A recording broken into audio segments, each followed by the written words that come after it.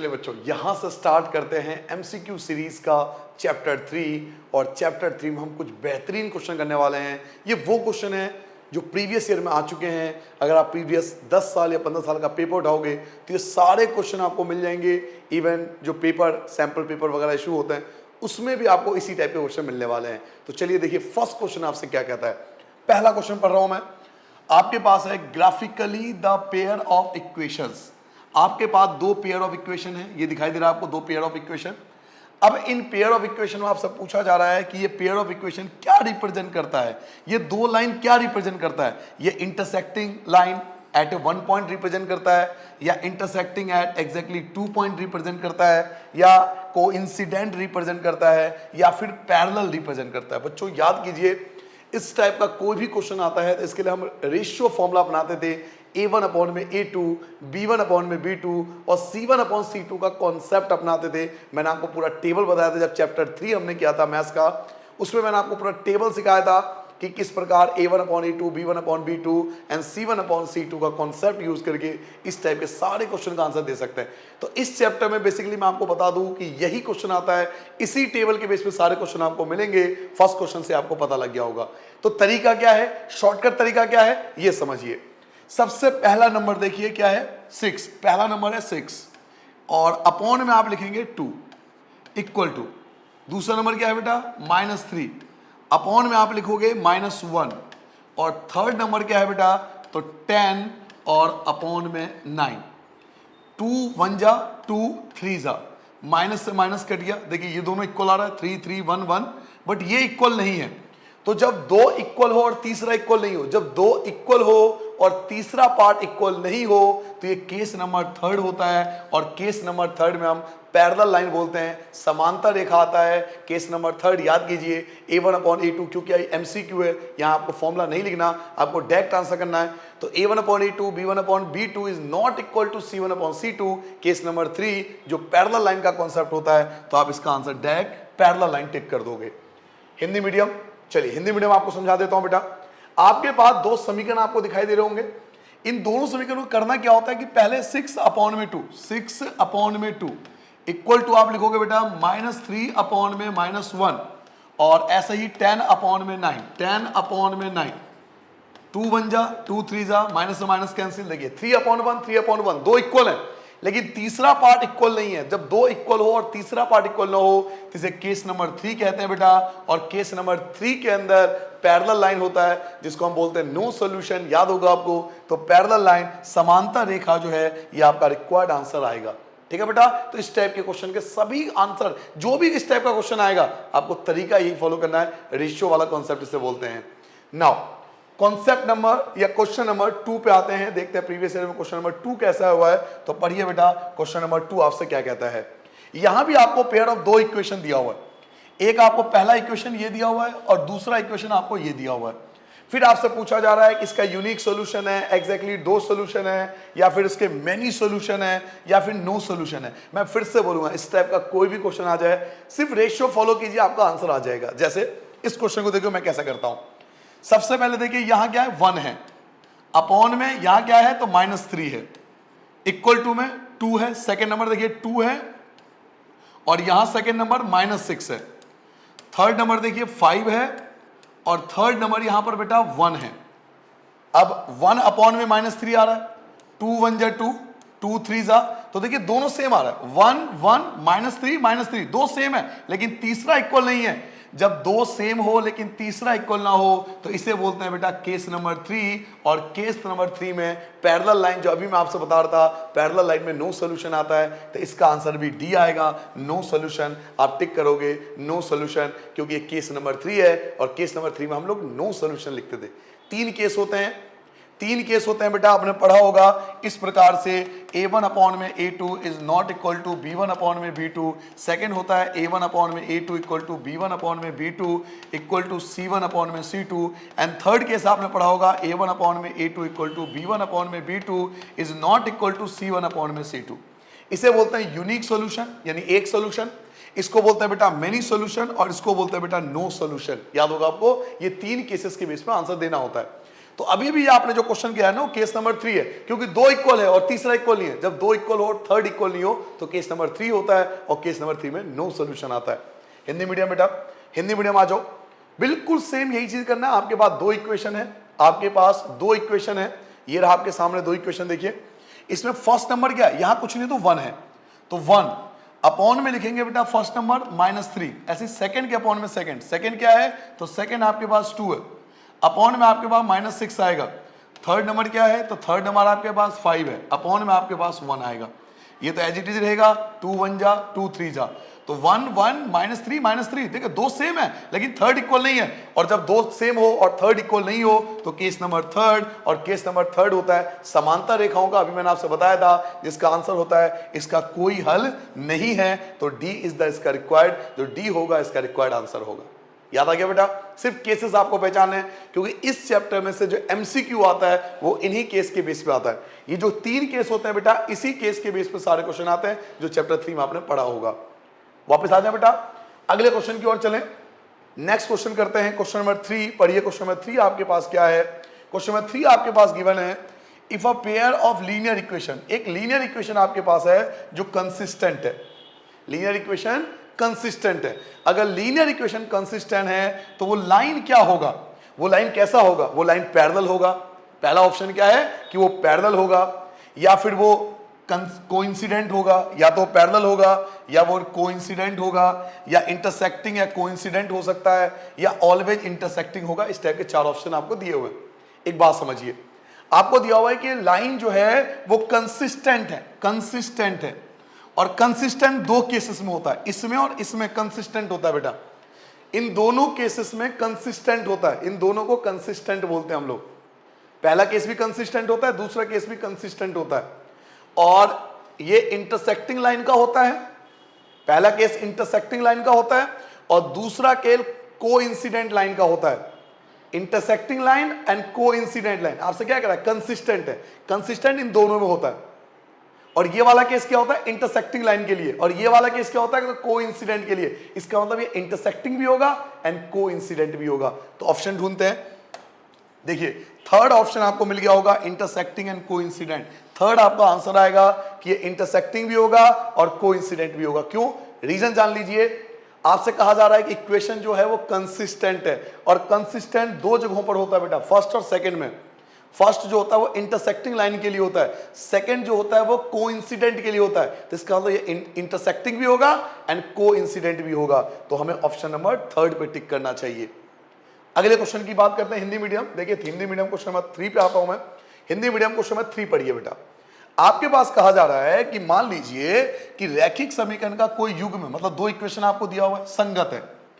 संगत है सर जी, संगत दो जगहों पर होता है, संगत दो जगहों पर होता है। इसके आलेख की रेखाएं होगी। संगत ना दो केसेस में आता है, केस नंबर 1 को भी संगत बोलते हैं और केस नंबर 2 को भी संगत बोलते हैं। ये भी संगत होता है, ये भी संगत होता है। ये होता है प्रतिच्छेदी रेखा के लिए, इसे यहां पर आता है प्रतिच्छेदी रेखा, और यहां पर आता है बेटा संपाती। इसे बोलते हैं प्रतिच्छेदी रेखा, इसे बोलते हैं संपाती। यानी प्रतिच्छेदी रेखा भी होगा और संपाती भी होगा। तो ऑप्शन में देखते हैं, हमारे पास सी ऑप्शन आएगा, प्रतिच्छेदी रेखा और संपाती। तो हम इस आंसर पे टिक कर देंगे। क्या आपको क्वेश्चन नंबर 3 समझ में आ गया बेटा? 4 पे आ जाए ना। अगला क्वेश्चन 4 इंग्लिश मीडियम लेके आता हूं मैं। पहले इंग्लिश मीडियम पढ़िए बेटा। क्वेश्चन नंबर 4 आपसे क्या कहता है? Question number 4, the pair of linear equation. आपके पास लीनियर इक्वेशन है, कैसे है? एक y इक्वल टू 0 है और एक y इक्वल टू -7 है। y इक्वल टू 0 और y इक्वल टू -7, एक y इक्वल टू 0 है और एक y इक्वल टू -7, यानी केवल y की वैल्यू 0 और y की वैल्यू -7 आपको दिया हुआ है। तो आपसे पूछ रहा है इसके 1 सॉल्यूशन होंगे, इसके 2 सॉल्यूशन होंगे, इसके इनफाइनाइट सॉल्यूशन होंगे, या इसका नो सॉल्यूशन होगा। तो आंसर आएगा बेटा इसका नो सॉल्यूशन आएगा। आंसर आएगा नो सॉल्यूशन, इसका कोई सॉल्यूशन नहीं होगा, क्योंकि दोनों y की वैल्यू दे रखी है ना, x तो है ही नहीं, सॉल्यूशन किसके? फिर यहां पे x तो है ही नहीं ना, कंपैरिजन किससे करोगे, रेशियो किससे कंपेयर करोगे?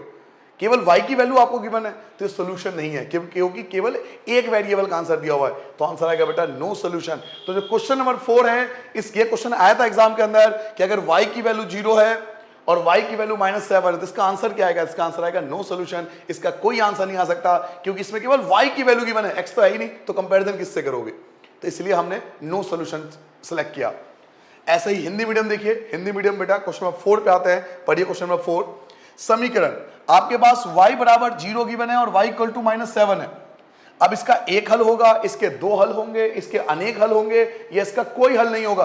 तो आंसर आएगा इसका कोई हल नहीं होगा। कोई पूछे भाई रीजन क्यों कोई हल नहीं होगा, तो केवल y दिया हुआ है, कंपैरिजन किससे करोगे? कंपेयर करके ही तो पता लगेगा ना कि x होता तो कंपेयर करता पता लगता कितना आंसर है। जब y इक्वल टू 0 और y इक्वल टू -7 तो कंपैरिजन कर ही नहीं सकते इसका, तो सोल्यूशन कैसा? सोल्यूशन तो आपको ऑलरेडी दिया हुआ है, इसका कोई सोल्यूशन नहीं होगा। तो क्वेश्चन नंबर 4 का ऑप्शन नंबर डी आपको टिक करना है। नाउ क्वेश्चन नंबर 5 पे आते हैं बेटा, इंग्लिश मीडियम, पढ़िए क्वेश्चन नंबर 5। ये क्वेश्चन बहुत बार आ चुका है, मेनी टाइम, कई बार एग्जाम में क्वेश्चन में आ चुका है, जिसमें आपको x की वैल्यू दे देंगे और y की वैल्यू दे देंगे। देखिए आपके पास x की वैल्यू a है और y की वैल्यू b है, समझ रहे हो? x की वैल्यू a है और y की वैल्यू b है, जो कि अलग अलग है। x की वैल्यू a और y की वैल्यू b, तो हम इस लोग इसे ऐसे लिखते हैं a b, इसे a और b लिखते हैं। और a और b तभी पॉसिबल है जब ये इंटरसेक्ट करे, या ये दो लाइन इंटरसेक्ट करे। x की वैल्यू a है और y की वैल्यू b है, अलग अलग वैल्यू है, इसका मतलब ये दोनों लाइन इंटरसेक्ट कर रहा होगा। तो ढूंढिए इंटरसेक्टिंग पॉइंट। ये तो नहीं हो सकता पैरेलल, इंटरसेक्टिंग, देखो इंटरसेक्टिंग लिखा हुआ है लेकिन बी ए लिखा हुआ है, इसलिए गलत है, क्योंकि x की वैल्यू a है और y की वैल्यू b है। तो a b intersecting at a b। देखिए d जो है ये d आपका रिक्वायर्ड आंसर होगा, इंटरसेक्टिंग भी दिया हुआ है और a b भी लिखा हुआ है, तो d जो होगा ये आपका रिक्वायर्ड आंसर होगा, इंटरसेक्टिंग एट a b। क्योंकि x और y की वैल्यू क्या गिवन, x की वैल्यू क्या गिवन है a, एंड y की वैल्यू गिवन क्या है b, यानी x और y के आंसर आ रहा है, x और y का आंसर आ रहा है, x की वैल्यू a आ रहा है, y की वैल्यू b आ रहा है। तो इसका मतलब ये दोनों लाइन इंटरसेक्ट होकर x और y की वैल्यू निकाल रहे होंगे। तो x की वैल्यू a आ रहा होगा, y की वैल्यू b आ रहा होगा, तो इंटरसेक्टिंग कर रहा होगा a और b पे, इसका ये मतलब है। हिंदी मीडियम देखिए बेटा, क्वेश्चन नंबर 5 का हिंदी मीडियम, क्वेश्चन नंबर 5 का बेटा हिंदी मीडियम देखिए, आपके पास x की वैल्यू जो है वो a है और y की वैल्यू b है। x की वैल्यू a दे रखा है और y की वैल्यू b दे रखा है। अगर x की वैल्यू a है और y की वैल्यू b है, दो डिफरेंट वैल्यू है, इसका मतलब यह है कि ये दो लाइन आपस में प्रतिच्छेद हो रहा होगा, इंटरसेक्ट हो रहा होगा। कहां इंटरसेक्ट हो रहा होगा? तो a b पर, क्योंकि x a है और y b है, तो प्रतिच्छेद हो रहा होगा a b पर। तो देखिए d जो है वो रिक्वायर्ड आंसर होगा कि a b पर प्रतिच्छेद करती है, a b पर इंटरसेक्ट करती है, तो d पे हम टिक करेंगे। समझ में आ गया बेटा? अगले क्वेश्चन पे आ जाएं। नाउ नेक्स्ट क्वेश्चन पे आते हैं बेटा, इंग्लिश मीडियम देखिए, क्वेश्चन नंबर 6, और ये क्वेश्चन के वाला, ओ हो बेहतरीन क्वेश्चन है। आप प्रीवियस ईयर का पेपर उठाइए, आपको जरूरी कि यही क्वेश्चन आएगा, इस बात को समझिए प्लीज। ये जरूरी नहीं है कि आपको एज इट इज यही क्वेश्चन मिलेगा, डिजिट भी यही छपा हुआ आएगा, ऐसा नहीं है, लेकिन इनके जैसा आता है। सो समझदार बनिए, आप लोग बड़ी क्लास में आ चुके हो, जरूरी कि एज इट इज यही, डिजिट भी यही होगा, लेकिन आप अगर आप पैटर्न को समझ लेंगे, कॉन्सेप्ट को समझ लेंगे, तो इस टाइप का भाई साहब कोई भी क्वेश्चन आ जाए क्या फर्क पड़ता है? इस टाइप का कोई भी क्वेश्चन आ जाए फर्क क्या पड़ता है? हमें तो कॉन्सेप्ट समझना है, कॉन्सेप्ट क्या कहता है। आपसे बोलेगा के की वैल्यू निकालो, के की वैल्यू निकाले, पढ़िए फॉर व्हाट वैल्यू ऑफ के की वैल्यू निकालनी है, और दो इक्वेशन दिया हुआ है, पहला इक्वेशन और दूसरा इक्वेशन। ऐसे आपसे बोलेगा, के की वैल्यू निकालने के लिए बोलेगा और दो इक्वेशन दे देंगे, कभी ए की वैल्यू पूछ लेते हैं, कभी टी की वैल्यू, कभी एम की वैल्यू, कुछ भी पूछ लेते हैं, दो इक्वेशन आपको दे देंगे। अब कंडीशन देखिए, रिप्रेजेंट कोइंसिडेंट लाइन। कोइंसिडेंट कौन रिप्रेजेंट करता है? कोइंसिडेंट ये वाला रिप्रेजेंट करता है, इसे बोलते हैं कोइंसिडेंट लाइन। ये होता है कोइंसिडेंट लाइन, ये होता है बेटा केस नंबर 2, कोइंसिडेंट लाइन। ठीक है, अब दो इक्वेशन आपको दिए हुए हैं सर, कौन कौन से इक्वेशन दिए हुए हैं? देखिए पहला नंबर क्या है? तो 3 है। यहां पहला नंबर क्या है? 6 है। बिल्कुल आराम से लिखिए, कोई जल्दबाजी नहीं है। इक्वल टू, यहां दूसरा नंबर क्या है? y के साथ -1 है, y का कोफिशिएंट -1 है, और यहां y के साथ क्या है? तो वो यहां y के साथ -k है, यहां y के साथ -k है, तो -k, माइनस कैंसिल कीजिए, 3 1 जा, 3 2 जा, क्रॉस मल्टीप्लाई कीजिए, k की मल्टीप्लाई 1 से करोगे k आएगा, और 2 की मल्टीप्लाई 1 से करोगे 2 आ गया। लीजिए आपका आंसर आ गया k equal to 2, k equal to 2, ये रहा आंसर आपका, 2 आंसर आ गया। कितना सिंपल है बताइए। मैं वही तो कह रहा हूं, कॉन्सेप्ट को समझिए, क्वेश्चन ये जो नहीं यही आएगा, बदल के आएगा, चेंज करके आएंगे। एक बार अगर आपने रूल समझ लिया तो क्या फर्क पड़ता है कि वो क्या के पूछे या ए पूछे या एम पूछे। अब आपसे बोला जा रहा था कि ये कोइंसिडेंट लाइन है, तो कोइंसिडेंट 3 ही तो केस होते हैं, 3 ही तो केस होते हैं। अब क्या करो, फर्स्ट के अपॉन में फर्स्ट लिख दो, सेकंड के अपॉन में सेकंड लिख दो, मैंने लिख दिया, इन दोनों से ही आंसर आ गया, तीसरे की मुझे नीड ही नहीं पड़ी, तो k इक्वल टू 2 पे टिक कर देंगे।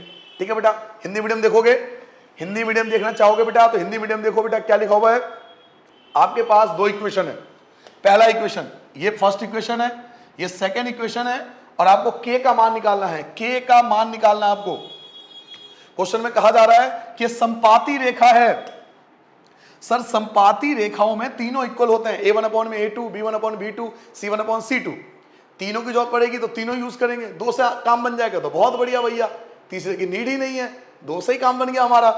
तो फर्स्ट क्या है, फर्स्ट देखिए 3 है, फर्स्ट आपका 3 है, तो 3 में फर्स्ट यहां पर 6 है, 3/6। सेकंड क्या है, सेकंड आपका -1 है, और यहां सेकंड क्या है तो -k है, माइनस से माइनस कैंसिल कीजिए, 3 1 जा 3 2 जा, क्रॉस मल्टीप्लाई, k की 1 से k और 2 1 जा 2, तो k = 2 आपका आंसर आ गया। तो 2 पे आप टिक कर देंगे, ये आपका रिक्वायर्ड आंसर। इस टाइप के क्वेश्चन आते हैं एग्जाम में, आपको शायद आपका अनुभव भी हो गया होगा, अगर आपने यूटी वगैरह, टेस्ट वगैरह, 10th के पेपर अभी प्री बोर्ड वगैरह दिए होंगे तो आपको अनुभव होगा, इस टाइप के क्वेश्चन बहुत सारे आ चुके हैं एग्जाम में। आगे बढ़ जाएं। नाउ क्वेश्चन नंबर 7 लाता हूं बेटा, क्वेश्चन नंबर 7 इंग्लिश मीडियम पढ़िए बेटा। क्वेश्चन नंबर 7 आपसे क्या कहता है, बिल्कुल सेम क्वेश्चन फिर से। If the line given by, फिर से देखिए फर्स्ट इक्वेशन सेकेंड इक्वेशन, दो इक्वेशन आपको गिवन है और आर पैरेलल, ये दोनों पैरेलल है, बोला जा रहा है कि पैरेलल है। सर पैरेलल मतलब केस नंबर 3, पैरेलल मतलब केस नंबर 3, और फिर आपसे पूछा जा रहा है देन द वैल्यू ऑफ के इज, के की वैल्यू निकालो। तो कोई फर्क नहीं पड़ता कि केस नंबर 1 है, केस नंबर 2 है, केस नंबर 3 है। कॉन्सेप्ट क्या कहता है, फर्स्ट के अपॉन में फर्स्ट, सेकंड के अपॉन में सेकंड, थर्ड के अपॉन में थर्ड, बिना टेंशन लेके लिखिए, फर्स्ट के अपॉन में फर्स्ट, सेकंड के अपॉन में सेकंड, थर्ड के अपॉन में थर्ड, आपका आंसर अपने आप आएगा। हो सकता है 2 से ही आंसर आ जाए, तीसरे की नीड ही ना पड़े। आइए फर्स्ट क्या है सर फर्स्ट क्या है, देखिए फर्स्ट जो है 3 है, फर्स्ट आपका 3 है, अपॉन में फर्स्ट क्या है तो 2 है, बहुत बढ़िया। यहां सेकंड क्या है तो 2k, y के साथ 2k लिखेंगे, और अपॉन में क्या है तो 5 है, तो यहां 5 लिख देंगे बेटा, क्रॉस मल्टीप्लाई करेंगे, 2k की मल्टीप्लाई 2 से करो, 4k आ जाएगा, 5 3 जा 15 हो गया बच्चों, k = 15, और ये 4 जो है ये आपके डिवाइड में आ गया, तो 15/4 लीजिए, 15/4 आपके सामने लिखा हुआ है, तो यही आंसर आ गया। भाई कोई फर्क था क्वेश्चन में, यही मैं आपको समझाना चाहता हूं, मैं यही समझाने के लिए आऊं। क्वेश्चन मत समझिए कि यही आएगा एज इट इज, बदल के आएगा। कॉन्सेप्ट को समझिए कि इस टाइप का कोई भी क्वेश्चन आ जाए, मेथड ये रहेगा, तरीका ये रहेगा हमारा। क्या करा मैंने, फर्स्ट के अपॉन में फर्स्ट लिख दिया, सेकंड के अपॉन में सेकंड लिख दिया, फर्स्ट के अपॉन में फर्स्ट, सेकंड के अपॉन में सेकंड, क्रॉस मल्टीप्लाई करके के की वैल्यू निकाल दी। यही चीज हिंदी मीडियम देख लो, हिंदी मीडियम कुछ अलग थोड़ी करेंगे, यही करेंगे। देखिए आते हैं अपने क्वेश्चन नंबर 7 पे। फर्स्ट देखिए बेटा, फर्स्ट क्या है 3, यहां फर्स्ट क्या है तो 2, 3 के अपॉन में 2, यहां फर्स्ट क्या है 2k, इसके अपॉन में क्या आएगा तो 5। Now by using cross multiplication method, 2k की 2 से मल्टीप्लाई करो तो क्या बन जाएगा, ये 4k बन जाएगा, इक्वल टू 5 3 जा 15 हो गया, k = 15, और ये जो 4 है ये आपके डिवाइड में आ जाएगा, तो 15/4, ये तो रहा ऑप्शन, 15/4 पे टिक कर देंगे, खत्म हो गया काम। समझ गया बेटा, मजा आया, कोई दिक्कत नहीं आ रही किसी बच्चे को। अगले क्वेश्चन पे आते हैं बेटा, क्वेश्चन नंबर 8, पहले इंग्लिश मीडियम पढ़िए बेटा। क्वेश्चन नंबर 8 आपसे क्या कहता है, फाइंड द वैल्यू ऑफ सी। देखिए पलट गया नहीं अपनी बातों से, अभी के पूछ रहा था, अब सी पूछ लिया, ऐसे ही ए पूछ लेगा, एम पूछ लेगा, क्या करोगे, वहां लेटर थोड़ी लिखोगे सेवा में श्रीमान, हम तो के सीख के आए थे, यहां सी आपने दे दिया, कोई फर्क नहीं पड़ता, के पूछे, सी पूछे, ए पूछे, एम पूछे, मेथड पे फर्क पड़ता है, कॉन्सेप्ट पे फर्क पड़ता है। तो रूल समझिए ताकि दुनिया का कोई भी क्वेश्चन आए आप उसका आंसर कर सके। सर जी सी पूछ रहा है तो क्या फर्क पड़ गया भाई, कॉन्सेप्ट क्या कहता है, आगे पढ़ो। पेयर ऑफ इक्वेशन, फिर से वही pair of equation, first equation second equation, ठीक है। अब मैं क्या करता हूं, वही कॉन्सेप्ट फॉलो करता हूं। पहला क्या है सी, पहला क्या है सी, तो फर्स्ट अपॉन में फर्स्ट, पहला क्या है 6 है, इक्वल टू सेकंड, सेकंड क्या है बेटा y के साथ -1 है, और यहां सेकंड के साथ कौन है -2 है, माइनस से माइनस कैंसिल हो गया, 2 1 जा 2 3 जा, क्रॉस मल्टीप्लाई कीजिए, c की मल्टीप्लाई 1 से करोगे तो c आ जाएगा, और 3 की मल्टीप्लाई बेटा c की मल्टीप्लाई 1 से करा, c आ गया, 3 1 जा 3, तो c की वैल्यू 3 आ गई, c की वैल्यू 3 आ गई। चेक कीजिए क्या c की वैल्यू 3 है, क्या c की वैल्यू 3 है। अब एक सेकंड हम ये चेक कर लेंगे कि भाई हमने निकाल तो दिया, अब मोस्टली आप ऐसे 3 टिक कर दोगे, लेकिन एक में रुक जाना, क्या ये इक्वेशन को सेटिस्फाई कर भी रहा है या नहीं कर रहा, पहले ये तो चेक कर लो कि इक्वेशन को सेटिस्फाई कर भी रहा है किसी तौर पे, नहीं कर रहा। क्या मतलब है सर, मतलब समझिए बेटा। एक बात बताइए, आप कहते हो कि सर फर्स्ट के अपॉन में फर्स्ट लग दो, और सी की वैल्यू आपकी 3 आ गई, 3 अपॉन में आप 6 लिखोगे, यही लिखोगे ना, इक्वल टू क्या लिखोगे, -1 अपॉन में आप क्या लिखोगे, तो -2 लिखोगे। ऐसे ही 2 और अपॉन में 3 आ गया, यही लिखोगे। 3 बन जा, 3 2 जा, माइनस से माइनस कैंसिल हो गया, सॉरी बेटा, माइनस से माइनस कैंसिल हो गया। देखिए 1/2 ठीक है, 1/2 ठीक है, 2 इक्वल है लेकिन तीसरा इक्वल नहीं है, तीसरा इक्वल नहीं है, 2 ठीक है लेकिन तीसरा इक्वल नहीं है। और ये कब आता है, जब नो सोल्यूशन हो।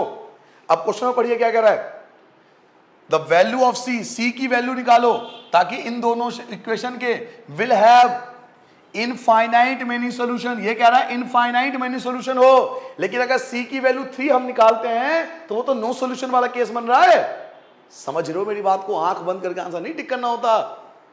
हमने सी की वैल्यू 3 निकाल दिया, आपने 3 टिक कर दिया, बहुत बढ़िया, वाह वाही होगी आपकी, लो जी 3 टिक कर दिया, हो गया आंसर, खुश हो गए, हैप्पी हो गए। 3 ऑप्शन में भी है, 3 ऑप्शन में भी है, आप कहोगे अजीब मास्टर है, पागल है, अभी तो ऐसे सिखा रहा था, अब मना कर रहा है 3 आंसर आ रहा है। तो भैया जी आपने 3 निकाल लिया, अब तक किसी क्वेश्चन में दिक्कत नहीं हुई, सारे क्वेश्चन सेटिस्फाई थे, तो मैंने आपको इसलिए नहीं बताया। अब इस क्वेश्चन में कुछ खास बात है, हर क्वेश्चन एक जैसा क्यों दिया हुआ, कुछ तो रीजन होगा ना, समझिए, दिमाग लगाइए। सी की वैल्यू आपने 3 निकाल दी, अब आंसर लगाने से मैं एक बात चेक करना चाहता हूं कि 3 तो आ गया, क्या ये इनफाइनाइट मेनी सॉल्यूशन पे सही आ रहा है या नहीं आ रहा। तो 3 अगर मैं रख देता हूं ना इक्वेशन बना पे, तो 3/6 1/2 ये दोनों इक्वल आ रहा है, और ये इक्वल नहीं आ रहा। और ये केस कब बनता है, नो सोल्यूशन पे।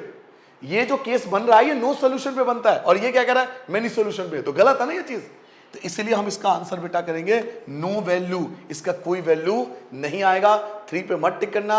मोस्टली बच्चों को जब ये आया था क्वेश्चन, मोस्टली बच्चों ने गलती की थी, मैं फिर बता रहा हूं, जब ये पेपर में क्वेश्चन आया था तो अधिकतर बच्चों ने क्वेश्चन में गलती की थी, इसका आंसर नो सोल्यूशन आएगा। रीजन मैंने आपको बता दिया, 3 पे ये इक्वेशन अटक नहीं हो रहा, सही नहीं हो रहा, करेक्ट नहीं हो रहा, इसलिए नो सोल्यूशन पे आएगा। क्या हिंदी मीडियम बताऊं बेटा, क्वेश्चन नंबर 8 हिंदी मीडियम देखिए, क्वेश्चन नंबर 8 हिंदी मीडियम देखिए, सी का मान निकालना है आपको, बहुत बढ़िया। तो क्या करोगे आप, पहले के अपॉन में पहला, दूसरे के अपॉन -1 अपॉन में -2, माइनस माइनस कट गया, 2 1 जा 2 3 जा, क्रॉस मल्टीप्लाई करोगे सी की 1 से सी आ जाएगा, और 3 1 जा 3, सी की वैल्यू 3 आ गई। अब सी की वैल्यू 3 आ गई तो मैं चेक करना चाहता हूं कि ये सेटिस्फाई कर रहा है किसको, अपरिमित रूप से अनेक हल को। अपरिमित रूप से अनेक हल तब पॉसिबल है जब तीनों इक्वल हो। अपरिमित रूप से अनेक हल कब आता है, जब तीनों इक्वल हो। तो ये जो 3 आया इसमें चेक करना चाहता हूं कि तीनों इक्वल आ रहे नहीं आ रहे। एक बार रख के देखो, सी की वैल्यू 3 आ गया, तो 3 अपॉन में आपने 6 रख दिया, इक्वल टू में आपने रखा -1 अपॉन में रखा -2, इक्वल टू में आपने रखा 2 और अपॉन में 3। अब देखो क्या दिक्कत हुई, 3 बन जा 3 2 जा, ये तो इक्वल है, माइनस माइनस कट गया, 1/2 1/2, ये दोनों इक्वल आ रहे हैं, लेकिन तीसरा इक्वल नहीं आ रहा। और ये कब आता है, जब नो सोल्यूशन हो, कोई हल नहीं हो। जबकि ये बोला था अपरिमित रूप से अनेक हल, तो ये गलत दिया हुआ है, इसलिए हम लिखेंगे कोई मान नहीं है, इसका कोई मान पॉसिबल नहीं है। ये टिक होगा बेटा, 3 टिक मत करना, गलतियां यहां पे होती है। आगे बढ़ जाए बेटा, मोस्टली जो 99 नंबर आप देखते हो ना, यहीं पर ये गलती होती है, तो प्लीज इन बात का ध्यान रखना, ठीक है। नाउ क्वेश्चन नंबर 9 पे आते हैं बेटा। आपने अभी भी एक बेहतरीन क्वेश्चन किया है जहां पे मोस्टली बच्चे गलती करते हैं। क्वेश्चन नंबर 9 में आपको बताने वाला हूं। क्वेश्चन नंबर 9 पढ़िए क्या कहता है, one equation of a pair of depend, एक इक्वेशन दूसरे पे डिपेंड है, एक इक्वेशन दूसरे पे डिपेंड है। उनमें से अगर एक इक्वेशन ये है तो द सेकेंड इक्वेशन, तो बताओ सेकेंड इक्वेशन क्या होगा। पहले मैं आपको बता दूं डिपेंड होता कौन है, डिपेंड कब आता है, डिपेंड कब आता है, पहले मैं आपको बता दूं डिपेंड कब आता है, ये भी आपको जानना जरूरी है। देखिए बेटा, इसको बोलते हैं कंसिस्टेंट, ये वाला केस होता है कंसिस्टेंट, और इसको बोलते हैं डिपेंडेंट कंसिस्टेंट, ये होता है डिपेंडेंट कंसिस्टेंट का कॉन्सेप्ट, इसे बोलते हैं डिपेंडेंट कंसिस्टेंट। सेकेंड वाले केस को क्या बोलते हैं बेटा, डिपेंडेंट कंसिस्टेंट, डिपेंडेंट कंसिस्टेंट के नाम से जानते हैं उसको। आश्रित संगत, हिंदी बोलते हैं बेटा आश्रित संगत, ये वाला केस जो है वो आश्रित संगत डिपेंडेंट कंसिस्टेंट के नाम से जाना जाता है, जिसमें तीनों इक्वल होने चाहिए। तो क्वेश्चन ये कह रहा है कि अगर डिपेंडेंट कंसिस्टेंट वाला केस है, डिपेंडेंट वाला केस है, अगर एक इक्वेशन में आपको दे रहा हूं तो दूसरा बताओ, तो दूसरे में तीनों इक्वल होने चाहिए, तीनों इक्वल होने चाहिए। देखते हैं तीनों इक्वल होंगे नहीं होंगे। देखिए -5 का डबल कर दूं तो 10 आ रहा है, कोई दिक्कत नहीं है। 7 का डबल कर दूं तो 14 आ रहा है, कोई दिक्कत नहीं है। 2 का डबल कर दूं तो 4 आ रहा है। अब साइन चेक करिए, एक बार साइन के केस चेक करिए। यहां माइनस है तो यहां प्लस है, यहां प्लस है तो यहां भी प्लस है, तो ये गलत हो गया। एक माइनस का था एक प्लस का था, देखिए ध्यान से, एक माइनस का था एक प्लस का था, तो एक माइनस का और एक प्लस का होना चाहिए हर बार, जबकि एक प्लस का आ गया और दूसरा भी आपका प्लस का हो गया, तो ये वाला ऑप्शन नहीं होगा। 9 का पहला ऑप्शन नहीं हो सकता। क्यों नहीं होगा पता लग गया बेटा? दूसरा, पहला माइनस का है दूसरा भी माइनस का है, ठीक है कोई दिक्कत नहीं है। पहला प्लस का है दूसरा माइनस का है, गलत हो गया, ये भी नहीं हो सकता, क्योंकि डिपेंडेंट में इक्वल होना चाहिए, एक जैसे ही होना चाहिए, जो एक के साथ हो गया तो सबके साथ। अब देखो माइनस माइनस है तो अगला प्लस का तो प्लस का होना चाहिए था, जबकि अलग आ रहा है, इसलिए नहीं हो सकता। थर्ड देखिए बेटा, यहां माइनस है यहां भी माइनस है, बिल्कुल ठीक है, कोई परेशानी नहीं है। सेकंड में देखिए प्लस है, यहां भी प्लस है, दूसरा भी मैच कर गया। प्लस का 2 इधर लाओगे तो -2, यहां -2 है लेकिन यहां प्लस का 4 है, इसलिए सी भी नहीं हो सकता, बचा डी। अब आखिरी ऑप्शन बचा डी, देखते डी है या नहीं है। देखो मैं बताता हूं, 5 माइनस का है, ये प्लस का है, एक माइनस का और एक प्लस का, एक प्लस का और एक माइनस का, एक प्लस का और एक माइनस का। देखिए ये वाला ऑप्शन हर किसी में मैच कर रहा है। दोबारा बताऊं आपको, क्योंकि संख्याएं तो सब में सेम है, सिर्फ साइन का फर्क है। साइन को ध्यान से देखो, ये माइनस का है ये प्लस का है, यानी एक माइनस और एक प्लस का खेल है। ये प्लस का है तो एक माइनस का है, ठीक है, प्लस माइनस माइनस प्लस। ऐसे ही एक प्लस का है इक्वल टू 2 और एक माइनस का है, तो हर बार क्या हो रहा है, एक plus minus plus minus plus minus, यानी तीनों इक्वल है। अब एक काम करना, अब एक काम करके तीनों को इक्वल रख के देख लो, एक बार चेक कर लो। हम क्यों माने सर जी की बात, हम रख के देखेंगे, चलिए रख के देख लो। -5 अपॉन में रखोगे 10 इक्वल टू में 7, ये 7 है ना, अगर नहीं दिख रहा है तो मैं इसको हटा देता हूं, मैं इसको हटा देता हूं बेटा। अब दिख रहा है 7, अब दिख रहा है आपको 7 अपॉन में -14 और इक्वल टू में 2 अपॉन में -4। 5 1 जा 5 2 जा 7 1 जा 7 2 जा 2 1 जा 2 2 जा, क्या दिखाई दिया आपको? 1 अपॉन में 2 माइनस का, 1 अपॉन में 2 माइनस का, 1 अपॉन में 2 माइनस का, तो हुए ना तीनों इक्वल। और डिपेंडेंट कंसिस्टेंट केस नंबर 2 होता है, इसमें तीनों इक्वल होते हैं, इसलिए हमारा आंसर जो होगा वो डी होगा। हिंदी मीडियम देखिए बेटा, हिंदी मीडियम देखिए बेटा, आश्रित संगत, इसमें बोला जाएगा आश्रित संगत। देखिए आगे आश्रित संगत, आश्रित तब होता है जब तीनों इक्वल हो, तो ये इसके साथ तीनों इक्वल आ रहा है। देखिए -5 अपॉन 10 रख के देखिए, 7 अपॉन में -14 रख के देखिए और 2 अपॉन में -4 रख के देखिए, तीनों इक्वल आएगा। एक डी ही ऐसा है जिसमें तीनों के साथ इक्वल आएगा, इसलिए डी हमारा आंसर आएगा। इसे बोलते हैं आश्रित संगत। कौन होता है आश्रित संगत? केस नंबर 2, जिसमें तीनों इक्वल होते हैं, तो डी के साथ ये मैच कर रहा है, तीनों इक्वल आ रहा है। नेक्स्ट क्वेश्चन पे आते हैं बेटा, क्वेश्चन नंबर 10 पे। पहले इंग्लिश मीडियम ले आता हूं, क्वेश्चन नंबर 10 पढ़िए बेटा। इंग्लिश मीडियम क्या कहता है? आपके पास a pair of linear equation है जिसमें unique solution, sir unique solution क्या होता है? यूनिक सोल्यूशन होता है केस नंबर 1, यूनिक सोल्यूशन होता है बेटा केस नंबर 1 जिसमें x की वैल्यू 2 है और y की वैल्यू -3 है। x की वैल्यू 2 दे रखी है और y की वैल्यू -3 दे रखा है, तो हमें करना कुछ नहीं है, x की जगह 2 पुट करना है और y की जगह -3 पुट करना है। x की जगह 2 दिया हुआ ना, x की जगह 2 रखिए और y की जगह -3 रखिए, केवल इतना करना है, x और y की वैल्यू पुट करना है और चेक करना है कि किसका सोल्यूशन है। चलिए एक एक करके चेक करते हैं। अगर मैं यहां x की जगह 2 रख दूं और y की जगह -3 रख दूं तो -1 आएगा, सही बात है, समझ रहे हो? या आप सॉल्व करके देख लो, सॉल्व करने में टाइम लग जाएगा आपको, सॉल्व करने में टाइम कंज्यूम होगा, तो हम रख के देख लेंगे। x की जगह 2, y की जगह -3, 2 में से -3 घटाओगे -1 आएगा। x की जगह 2 रखोगे, 2 2 जा 4, x की जगह 2 रखोगे तो 2 2 जा 4 और y की जगह -3 रखोगे तो माइनस प्लस, 3 3 जा 9, 4 और 9 13 जो कि -5 है, तो पहला तो नहीं हो सकता, पहला नहीं हो सकता। आप रख के देखना x और y की जगह, ये नहीं आएगा, 13 आएगा जबकि -5 लिखा हुआ है। सेकंड में रख के देखते बेटा, सेकंड तो वैसे भी नहीं हो सकता है, देखो देखो, क्योंकि क्या बोला था यूनिक सोल्यूशन, ये यूनिक सोल्यूशन नहीं है। 2 अपॉन में 4, 2 एकम 2, 2 दूनी 4, 5 1 जा 5 2 जा -11 और -20, देखो तीनों इक्वल आ रहे हैं, 1/2 1/2 1/2, ये तीनों इक्वल आ रहे हैं, जो कि मेनी सोल्यूशन का केस है। तो ये तो वैसे भी नहीं हो सकता। क्यों नहीं हो सकता पता लग गया? 2 से 4 कट गया, 5 से 10 कट गया, 11 से 22 कट गया, तीनों इक्वल आ रहे हैं और तीनों इक्वल आ रहे तो यूनिक सोल्यूशन तो हो ही नहीं सकता। यूनिक सोल्यूशन में दो आपस में इक्वल नहीं होते, स्टार्टिंग के दो। थर्ड पे आके देखते हैं, थर्ड पे आके देखते हैं। x की जगह अगर मैं 2 रख दूं, x की जगह 2 रख दूं तो 2 2 जा 4 हो जाएगा बेटा, 4 माइनस अगर y की जगह -3 रख दूं तो प्लस का 3, 4 + 3 7 होता है, जबकि 1 लिखा हुआ है तो ये नहीं हो सकता। बचा केवल ये, इसमें देखते हैं रख के, केवल डी ऑप्शन बचा। डी ऑप्शन में चेक करेंगे कि ये सॉल्यूशन है या नहीं है। रख के देखिए, x की जगह 2 रखिए, x की जगह आपने 2 रख दिया, -4, y की जगह आपको रखना है -3, y की जगह -3 और माइनस का 14। चेक करते हैं, 2 माइनस माइनस आपका प्लस हो गया, 4 तिया 12 हो गया, माइनस का 14, 2 + 12, 14 - 14 = 0। आ गया 0 आ गया बेटा। तो केवल इसी वाले केस में ऐसा हो रहा है, इसलिए डी आंसर होगा। डी पे आप टिक करेंगे। मेरी बात समझ पा रहे हो? मैं दोबारा बता दूं, एक तरीका क्या है हमारे पास। एक तरीका तो ये है कि इसको भी सॉल्व करो, इसको भी सॉल्व करो, दो इक्वेशन को एलिमिनेशन मेथड से सॉल्व कर लो, इसको सॉल्व कर लो, इसको सॉल्व कर लो, फिर इसको भी सॉल्व करो, इसको भी सॉल्व करो, आंसर पता लग जाए किसका एक्स और किसका वाई है। लेकिन ये मेथड आपको लगता नहीं टाइम कंज्यूमिंग है? आप खुद सोचिए, क्या एक नंबर के लिए कोई पागल होगा या एक क्वेश्चन के लिए कोई पागल होगा कि 4-4 बार सॉल्व करेगा, 4-4 इक्वेशन सॉल्व करेगा? तो दूसरा मेथड क्या है, हम एक्स और वाई की जगह वैल्यू रिप्लेस करके देख लेंगे। मैंने पहले में पुट करा तो ठीक आ रहा है, लेकिन दूसरे में गलत आ रहा है। दूसरा तो हो ही नहीं सकता क्योंकि सारे इक्वल आ रहे थे। थर्ड में इसी में पहले में रख के देखा मैंने तो नहीं आ रहा इक्वल, 1 के इक्वल नहीं आ रहा। लेकिन फोर्थ में अगर मैं एक्स और वाई की वैल्यू रख के देखूं, अगर मैं फोर्थ में एक्स और वाई की वैल्यू रख के देखूं तो 0 आ रहा है, इसका मतलब डी मेरा ऑप्शन सही है, तो डी आंसर होगा। हिंदी मीडियम देखिए बेटा, हिंदी मीडियम आपके सामने क्वेश्चन नंबर 10 आ रहा है। देखिए क्वेश्चन नंबर 10 क्या है, आपके पास x की वैल्यू 2 है और y की वैल्यू -3 है।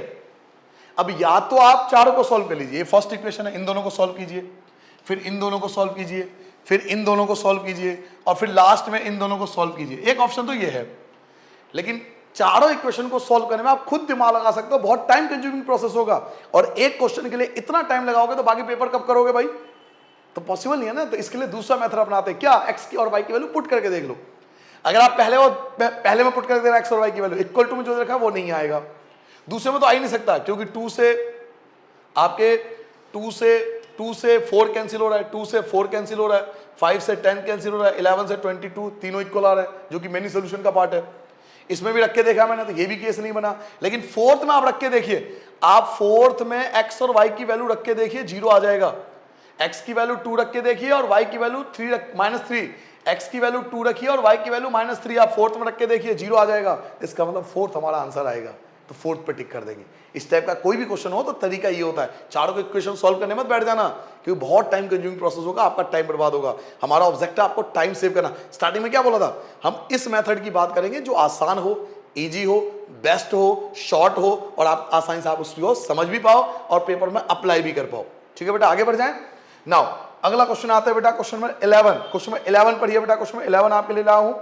अगर आपके पास x की वैल्यू a है और y की वैल्यू 3 है, ध्यान सुनना बेटा, अगर आपके पास x की वैल्यू a है और y की वैल्यू b है, x और y की वैल्यू आपको गिवन है, x और y की वैल्यू आपके पास गिवन है और आपको दो इक्वेशन दिया हुआ है, x - y = 2 और x + y = 4। तो आपसे पूछा रहा है then the value of a and b। तो ये कंफ्यूज करने के लिए दिया हुआ है आपको, ऐसा आपको केवल x और y तो निकालना है अल्टीमेटली। x कौन है, a है, x कौन है, a, y कौन है, b। तो अल्टीमेटली आपको इन दोनों को सॉल्व करके x और y की वैल्यू निकालना है और इन दोनों को सॉल्व करना आसान है। देखिए एलिमिनेशन आसानी से हो जाएगा। पहला इक्वेशन क्या है, फर्स्ट इक्वेशन है x - y = 4, ये पहला इक्वेशन है। x - y = 2, sorry, x - y = 2, x - y = 2, ये पहला इक्वेशन है। और दूसरा इक्वेशन है बेटा x + y = 4, x + y = 4। तो इसको सॉल्व करना बड़ा आसान है क्योंकि y से y कैंसिल हो जाएगा, ये माइनस का है प्लस का, x और x जोड़ दो 2x हो गया, 4 और 2 6 होता है, x = 6, 2 आ जाएगा अपॉन में, 2 से आप डिवाइड करोगे तो ये 3, x की वैल्यू 3 आ गया। अब पहले में पुट कर दो या दूसरे में पुट कर दो, x + y = 4 था, x की वैल्यू आपने 3 निकाला था तो 3 + y = 4 आ गया, y = 4, ये प्लस का 3 आपका माइनस हो गया तो 1 आ गया। तो x की वैल्यू क्या आया, 3 आया और y की वैल्यू क्या आया, 1 आया। हमने दोनों को एलिमिनेशन मेथड से सॉल्व कर लिया। ये फर्स्ट इक्वेशन था, ये सेकंड इक्वेशन था, दोनों को एलिमिनेशन मेथड से सॉल्व कर दिया, एलिमिनेट कर दिया, जो आपने चैप्टर 3 में सीखा है elimination method. First equation second equation दोनों को सॉल्व कर लो, आपके पास x की वैल्यू 3 आ गया, y की वैल्यू 1 आ गया। अब चेक कर लीजिए भाई 3 और 1 कोई ऑप्शन है या नहीं है। 3 और 1 चेक कीजिए बेटा, 3 और 1, देखिए ये रहा ऑप्शन, सी ऑप्शन आएगा बेटा 3 और 1, 3 और 1। ऐसे हिंदी मीडियम कुछ अलग नहीं है, दो इक्वेशन आपको दिया और इन दोनों इक्वेशन को सॉल्व करना है। आपको कह रहा है कि हमारे पास x की वैल्यू a है, y की वैल्यू b है। पहला इक्वेशन आपके पास x minus y equal to 2 है, दूसरा equation x plus y equal to 4 है। तो a और b का मान, ये सिर्फ कंफ्यूज करने के लिए, अल्टीमेटली आपको x और y तो पूछ रहा है, क्योंकि x कौन है, a है, y कौन है, b है, तो कंफ्यूजन क्रिएट करने के लिए देते हैं, x और y ही निकालना है। तो हम जानते हैं अगर दो इक्वेशन को सॉल्व कर दें, अगर हम इन दोनों इक्वेशन को, फर्स्ट इक्वेशन और सेकंड इक्वेशन को एलिमिनेशन मेथड से सॉल्व कर दें तो हम x और y की वैल्यू निकाल सकते हैं। तो मैंने क्या करा, दोनों को एलिमिनेशन मेथड से, ये हम सबको आता है, चैप्टर 3 में सीखा था हमने, एलिमिनेशन मेथड से x और y की वैल्यू निकाल ली, जो कि 3 और 1 आया। तो 3 और 1 कहाँ है, तो 3 और 1 ये रहा, तो ये आपका रिक्वायर्ड आंसर आ गया। ठीक है बेटा, समझ में आ गया। अगले क्वेश्चन पे आ जाए। चलिए इंग्लिश मीडियम देखिए बेटा, क्वेश्चन नंबर 12 पे आता हूं। इंग्लिश मीडियम बेटा क्वेश्चन नंबर 12 आपके लिए लेके आता हूं, पढ़िए क्वेश्चन नंबर 12 क्या कहता है। बहुत अच्छा क्वेश्चन है, बेहतरीन क्वेश्चन, कई बार एग्जाम में क्वेश्चन आ चुका है, ये कई बार एग्जाम में क्वेश्चन है ये। Arun has only ₹1 and ₹2 coin. Arun के पास या तो 1 रुपए के सिक्के हैं, कुछ 1 रुपए वाले सिक्के हैं और कुछ 2 रुपए वाले सिक्के हैं अरुण के पास। बहुत बढ़िया, अरुणा के पास, सॉरी अरुणा नाम है बेटा, अरुणा के पास 1 रुपए के सिक्के और 2 रुपए के सिक्के हैं।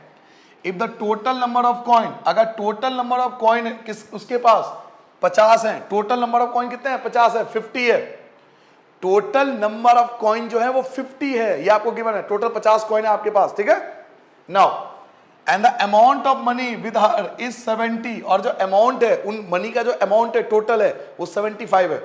सिक्के 50 हैं और उसका जो वैल्यू है वो 75 रुपीज है। तो आपसे पूछ रहा है 1 रुपए के कितने सिक्के हैं और 2 रुपए के सिक्के कितने हैं। तो मैं आपको बता इसका तरीका क्या होता है। देखिए पहला तरीका, आपके पास x और y दोनों मिलाकर 50 कॉइन है। x कौन है, जो 1 रुपीज वाला कॉइन है वो x है, और जो 2 रुपीज वाला कॉइन है वो y है। मेरी बात समझना, x जो है वो 1 रुपीज वाला कॉइन है, 1 रुपीज वाले, और y कौन है, 2 रुपीज वाले कॉइन है। तो x प्लस y दोनों मिलाकर 50 कॉइन है, लेकिन उसकी वैल्यू 75 थी। तो 1 रुपए वाले कॉइन की वैल्यू तो 1 रुपए ही होता है, एक हम लिखते नहीं है, लेकिन 2 रुपए वाले की वैल्यू 2 रुपए होता है। ऐसा करने पे 75 रुपीज आपके पास बनता है। ये फर्स्ट हो गया, सेकंड हो गया। दोबारा समझना चाहो दोबारा समझ लो, ये 1 लिखते नहीं इसलिए मैं हटा रहा हूं।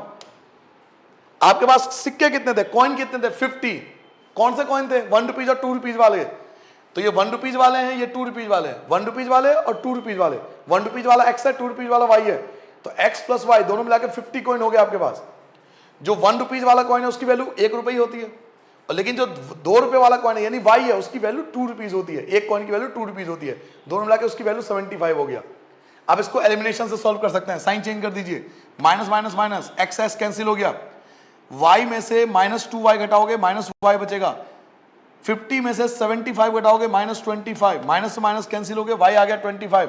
पहले में पुट कर दीजिए, x plus y equal to 50 था, x प्लस वाई, y की वैल्यू 25 है, equal to 50, x equal to 50, ये जो प्लस का 25 है ये माइनस हो गया, तो x की वैल्यू 25 आ गया बेटा। तो x आपके पास 25 आया और y भी आपके पास 25 आया। x कितना आया 25, y कितना आया 25। तो चेक कीजिए 25 25, ये रहा डी ऑप्शन, 25 एंड 25। तो 25 पे हम टिक कर देंगे, डी पे ऑप्शन पे टिक कर देंगे। हिंदी मीडियम देखिए बेटा, हिंदी मीडियम आ जाओ बेटा, सेम चीज हिंदी में। अरुणा के पास 1 रुपए और 2 रुपए के सिक्के हैं, बहुत बढ़िया, कुछ 1 रुपए वाले सिक्के हैं, कुछ 2 रुपए वाले सिक्के हैं। यदि उसके पास कुल 50 सिक्के हैं, कुछ 50 सिक्कों का मतलब हुआ कि x और y को मिलाने पर 50 सिक्के आते हैं, तथा कुल धनराशि 75 रुपए है। जो x वाला होगा उसकी वैल्यू तो 1 रुपए होती है, लेकिन जो y वाला होगा उसकी वैल्यू 2 रुपए होती है। 75 हो गया टोटल। अभी मैंने सॉल्व करना बताया था, 1 लिखते नहीं है, तो आप चाहो तो 1 को हटा सकते हैं। 1 नहीं लिखते x के साथ वेरिएबल, क्योंकि हिडन होता है, तो आप डायरेक्ट आप सॉल्व कर सकते हो उसको। Minus minus minus, x x cancel, y में से 2y माइनस y, 50 में से 75 घटाओगे -25, माइनस से माइनस कट गया, y की वैल्यू 25, और y की जगह 25 रख दोगे तो x भी आपका 25 आएगा। तो 25 25 डी आपका आंसर आ जाएगा। क्या आपको समझ में आ गया बेटा, अच्छे से क्लियर सारी बातें, आगे बढ़ जाए। नाउ क्वेश्चन नंबर 13 देखिए, क्वेश्चन नंबर 13 में आपके ले रहा हूं बेटा, क्वेश्चन नंबर 13 पढ़िए बच्चों, क्वेश्चन नंबर 13 जो कि लास्ट क्वेश्चन है, जो कि अंतिम क्वेश्चन है। पढ़िए क्वेश्चन नंबर 13 आपसे क्या कहता है। The father age is 6 time his son age. Father की एज जो है वो बच्चे से 6 गुना है।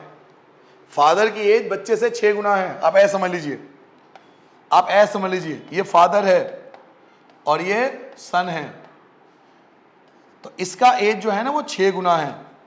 6 गुना है, फादर 6 गुना आयु है उसकी। 4 ईयर हैंस यानी 4 सालों बाद, 4 साल के बाद the age of the father, जो फादर का एज है वो 4 टाइम हिज सन, अपने बच्चे से 4 गुना हो जाएगा। यानी 4 साल बाद, 4 साल बाद ये फादर है और ये सन है, 4 साल बाद इसकी आयु 4 गुनी हो जाएगी। ठीक है बेटा, तो प्रेजेंट एज बताओ फादर का और सन का। फादर और सन का आपको प्रेजेंट एज बताना है। अब इसको दो तरीके से किया जा सकता है, एक है लॉन्ग प्रोसीजर, एक है शॉर्टकट प्रोसीजर। तो क्योंकि हम एमसीक्यू कर रहे हैं तो मैं आपको शॉर्टकट प्रोसीजर बताता हूं। पहली कंडीशन क्या बोली कि 6 गुना एज होना चाहिए। पहली कंडीशन क्या बोला कि 6 गुना एज होना चाहिए। तो सब में ऑप्शन चेक लो, 6 गुना। देखो 4 की गुना 6 से करूंगा 24, बिल्कुल ठीक है, ये और ऑप्शन अभी ठीक है, अभी ठीक है, पहले कंडीशन में ठीक है। 5 की गुना 30 से 5 की गुना 6 से करूंगा 30 आएगा, दूसरा भी ठीक है। 6 की गुना 6 से करूंगा 36, ये भी ठीक है। बट 3 की गुना 6 से करूंगा तो 18 आएगा, 24 थोड़ी आएगा। तो डी तो वैसे कट गया, डी तो हटा दो, डी को आप हटा सकते हो। समझ में आया बेटा, डी ऑप्शन गया, डी ऑप्शन खत्म। अब हमारे पे 3 ऑप्शन बचे। दोबारा बताऊं, एक तरीका है मेरे पे बहुत शॉर्ट मेथड, एक मेथड है लॉन्ग। तो मैंने आपसे प्रॉमिस किया था मैं शॉर्ट मेथड से सिखाने की कोशिश करूंगा। इस टाइप का कोई भी क्वेश्चन है आप शॉर्ट मेथड से कीजिए। पहला कंडीशन क्या था कि फादर बच्चे से 6 गुना था, फादर जो है वो बच्चे से 6 गुना है, तो 6 गुना चेक कर लो ना। 4 की 6 से 24 ठीक है, 5 की 6 से 30 ये भी ठीक है, 6 की गुना 6 से 36 ये भी ठीक है। बट 3 की गुना 6 से करूंगा तो 24 थोड़ी आएगा, 18 आएगा, तो ये गलत है। तो डी तो हट गया, अब बचा 3 ऑप्शन। अब 4 साल बाद, 4 साल बाद, 4 साल आप जोड़ दो सब में। अगर 4 साल बाद होगा तो बताइए ये कंडीशन क्या होगा। 4 साल बाद इसकी आयु क्या हो जाएगी, 4 साल बाद ये हो जाएगा 8, 4 साल बाद ये हो जाएगा 8 और 4 साल बाद ये हो जाएगा 28। समझ रहे हो, 4 साल बाद ये हो जाएगा 8 और 4 साल बाद ये हो जाएगा 28। क्या कहा था, 4 साल बाद 4 गुना होना चाहिए, 4 साल बाद 4 गुना होना चाहिए। तो क्या ये 4 गुना है, नहीं है, 8 चौक 32 होता है, तो लिखिए ए ऑप्शन भी कैंसिल हो गया आपका। 4 साल बाद बेटा, 4 साल बाद ये कितना हो जाएगा, 9 साल का हो जाएगा। 4 साल बाद ये कितना का हो जाएगा, तो 34 साल का हो जाएगा, तो ये भी कैंसिल हो गया क्योंकि 9 के पहाड़ में 34, 9 चौक 36 होता है, 34 दिया हुआ है। 4 साल बाद 4 गुना होना चाहिए, तो 4 साल बाद 4 गुना तो नहीं हो रहा, 4 साल बाद 4 गुना तो नहीं हो रहा ना। सी ऑप्शन पे टिक कीजिए। देखिए 4 साल बाद ये कितने साल का हो जाएगा, तो 10 साल का हो गया। 4 साल बाद ये कितने साल का हो जाएगा, तो 40 साल का हो जाएगा। देखिए 4 गुना है या नहीं है, यस है, तो सी इज द रिक्वायर्ड आंसर। क्या मेरी बात समझ पा रहे हो आप। हमने सॉल्व नहीं किया, इक्वेशन नहीं बनाया, डैक कर दिया। इस टाइप क्वेश्चन आप डैक कर सकते हो, ऑप्शन देख कर सकते हो। दोबारा बता देता हूं, 2 कंडीशन है। कंडीशन नंबर 1, लास्ट बात समझ लो, फादर बच्चे से 6 गुना है। पहले ऑप्शन में 6 गुना था, ठीक है। दूसरे ऑप्शन में 6 गुना था, 5 की 6 से गुना 30 सही है। तीसरे ऑप्शन में 6 गुना था, ठीक है। चौथे ऑप्शन में 6 गुना नहीं है, कैंसिल कर दिया। अब बचे 3 ऑप्शन। अब क्वेश्चन क्या था, 4 साल बाद, 4 साल बाद, तो भाई 4 साल का है ना बच्चा, 4 साल बाद कितने का हो जाएगा, 8 साल का। अभी फादर 24 साल का है, 4 साल बाद 28 साल का, तो चेक करो क्या 4 गुना आया, क्या यह 4 गुना है, नहीं है, तो ये तो कैंसिल हो गया। सेकंड देखिए, अभी 5 साल का है, 4 साल बाद 9 साल का होगा। 30 साल का है तो 4 साल बाद 34 साल का हुआ, तो क्या ये 4 गुना हुआ, नहीं हुआ, तो ये भी कैंसिल। अब थर्ड ऑप्शन देखिए, अभी 6 साल का है, 4 साल बाद 10 साल का हो जाएगा, 36, 4 साल बाद 40 हो जाएगा। तो बताइए 4 गुना हुआ ही नहीं हुआ, हो रहा है 4 गुना, तो सी इज द रिक्वायर्ड आंसर। सी पे हम टिक कर देंगे। हिंदी मीडियम देखिए बेटा, हिंदी मीडियम बेटा देखिए, हिंदी मीडियम बिल्कुल यही कंडीशन आपके पास है, यही चीज आपके पास है। पिता की आयु पुत्र की आयु की 6 गुनी है, तो देखो 6 गुना, ये देखो पहला ऑप्शन 6 गुना, 4 की 6 से गुना करोगे 24 सही है, 5 की गुना 6 से करोगे 30 सही है, 6 की गुना 6 से करोगे 36 सही है, लेकिन 3 की गुना 6 से करोगे 24, ये गलत है। तो एक ऑप्शन तो वैसे ही हट गया। अब पढ़िए क्या कर रहा है, 4 साल बाद, अब बताइए 4 साल बाद, 4 साल बाद ये 8 साल का हो जाएगा, 4 साल बाद ये 28 साल का हो जाएगा, 4 साल बाद ये भाई साहब हो जाएंगे 9 साल के, 4 साल बाद ये हो गया 34 साल, 4 साल बाद ये हो गया 10 साल, 4 साल बाद हो गया 40 साल। 4 साल बाद पिता की आयु अपने पुत्र की आयु से 4 गुनी होनी चाहिए, तो देखो 4 गुना चेक करो, क्या यहां 4 गुना हुआ, नहीं हुआ, छोड़ दो। क्या यहां 4 गुना हुआ? यहां भी 4 गुना नहीं हुआ। देखिए 4 गुना तो नहीं है। क्या यहां पे 4 गुना हुआ? यस यस यस यस, ये 4 गुना हो गया, तो यही हमारा ऑप्शन है। तो यहां पर आपका ये चैप्टर जो है वो खत्म होता है। आज हमने चैप्टर 3 का एमसीक्यू सीखा बेटा। इसमें मोस्टली देखा गया है कि इस पे 2 या 3 क्वेश्चन जरूर आते हैं एग्जाम में। तो आई होप आप बहुत अच्छे से प्रैक्टिस करके जाना, इन सभी क्वेश्चनों को बहुत इंपॉर्टेंट मान के चलना। हो सकता है कि ये क्वेश्चन एज इट इज तो ना आए, लेकिन आप कॉन्सेप्ट समझ के जाना, इनके जैसा आता है पेपर में। ठीक है बेटा, आई होप मैं आपको समझा पाया हूँ एमसीक्यू बेस्ड क्वेश्चन डे 3 का। मिलते हैं बेटा अगले चैप्टर में, तब तक नमस्ते, जय हिंद, अपना ध्यान रखना।